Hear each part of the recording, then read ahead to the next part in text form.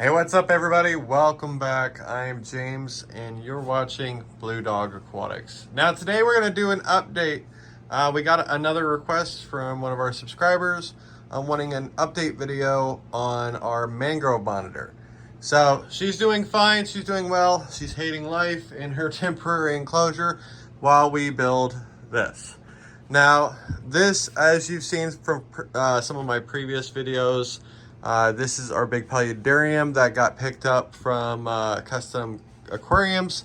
And as you can see, it's coming along very well. There's still a long ways to go. We're hoping to have it completely done by Christmas, but we will see. I'm also working on another project for another customer, so it's doing its thing. I mean, oh man, these things are so time consuming. But before we get into this, I want to thank all the new subscribers. You guys are awesome. Thank you so much for subscribing to our channel. This channel is growing so much each and every day, and that is thanks to all of you. And to our current subscribers, make sure to keep tuning in. This big Paludarium, we will do a full video on start to finish. You can see how I did all this work. And if you are tuning in for the first time to this channel, this is what we do. We do custom builds. We do aquatic life, as you can see right there. We do reptiles. We do arachnids. And if that's something that would interest you, please consider subscribing. And if you are new to this channel, give us that thumbs up and tell us what you think in the comments down below of this video. Now, like I said, the mangrove monitor, she's doing very well, but I kind of wanted to walk you through what is happening because this is going to be her new setup. And that's why she's in a temporary housing. I was going to try to do video of her, but and we'll sneak over there to see if she's popped back out of her water. But right now, I went to take video of her and she's like, nope. Gotta love mangroves. But as you guys can see, right now we are doing, so this is actually foam. It's 8 inches thick on the back. That way I can get the depth in here. I mean, you can actually see how deep this is. And I wanted to incorporate different hides, different places for her to hang out, as well as all these plants right here are all just for her. So they are all going in here. That's why what some of the holes are for plants and some of the nooks and crannies. Now, this one over here, this is actually going to be a water feature, but as you can see, you're like, well, that doesn't look like a waterfall. You're right. And it's the same reason why this one doesn't, even though it has a waterfall, you can see it right there, it's not done yet. And that's because it's one of the last things that I do, because when I'm building, I don't build the water feature out of foam. It's actually out of rock and other different materials. And you guys will get to see that. Obviously, I have my camera right here, and I had to take it home to recharge it because we've already killed the battery twice. So plan for a very long video when this one actually comes out. But as you can see, the waterfall will fall down here. And then I built this ledge down here so that I can incorporate the rocks. And then we have a return jet right here. Also, the video coming out will also show all of the, plumbing that we incorporated. You can see a bulkhead up there that's a shut off.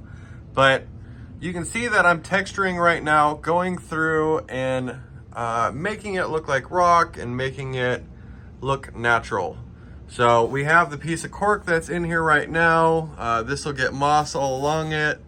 And then the cool feature over here is this is actually going to have, this is a moss drip wall.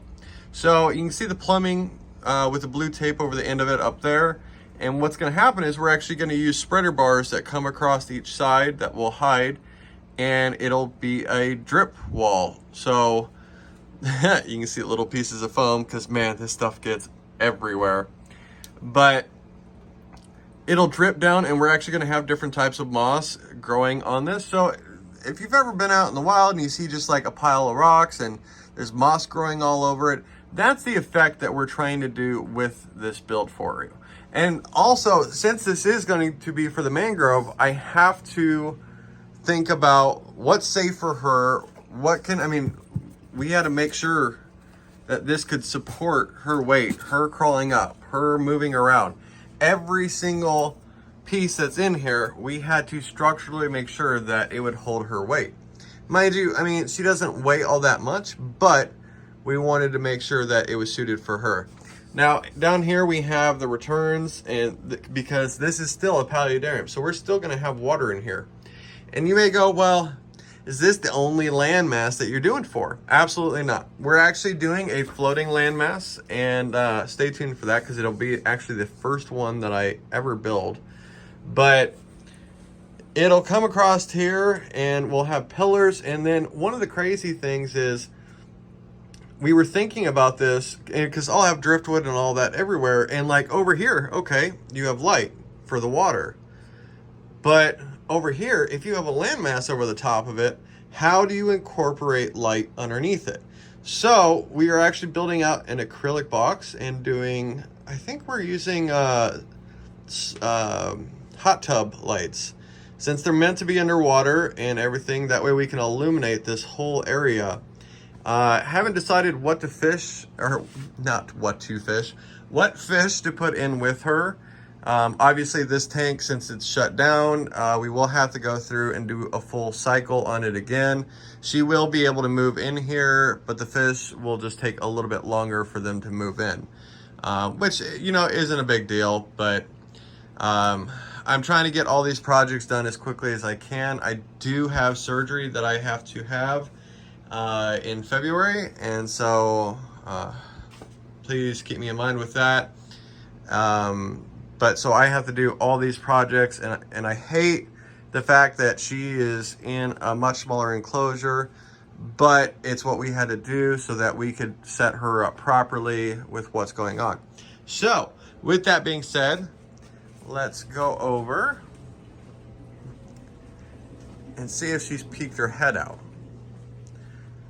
So, no, she's still down in her water. But this is her setup right now. She's got her heat, she's got her UV, she's destroying the background. And this is actually kind of a good factor for me to learn with her, is that she is very destructive. Now, mind you, the foam, this was when I first opened. I hate how this enclosure looks, so I was gonna strip it up anyway. But this foam is actually not protected. It's not protected with the dry lock that I'm using on the other enclosures. So it definitely is a good learning curve for me. I wish she would. Oh, you can see the water moving around. Yeah, but she's not gonna pop her head out. She's just gonna be like, oh, what are you doing? She was literally sitting here with her head just popped up. And I walked over and she's like, nope. But guys, like I said, it was a big learning curve for me. This paludarium for the mangrove is the largest I have ever built. I'm also working with a lot of materials that I have never worked with before. So, tell me what you guys think so far. As always, guys, like I said, the video for this thing will come out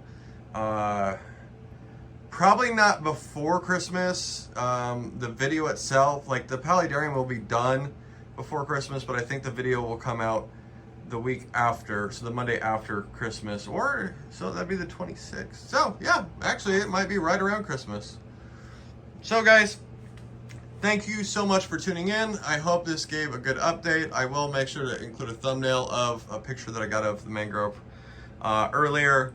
But as always, guys, we can't wait to see you next Monday, and we will include several different shorts throughout the week.